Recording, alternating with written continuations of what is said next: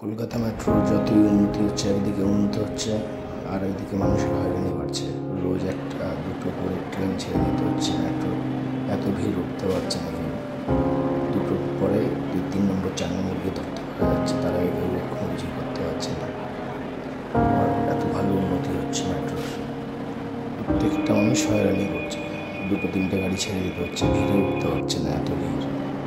একটা ট্রেন চলে যাচ্ছে, আরেকটা আসছে, একটা আসছে, আরেকটা যাচ্ছে, তবু হচ্ছে না। এই একটা চলে গেল, আরেকটা আসলো, তবুও কেউ উঠতে পারছে না। এই এতদিন পরে একটা নতুন নতুন মেট্রো সবাই যাওয়ার জন্য এত করে বাস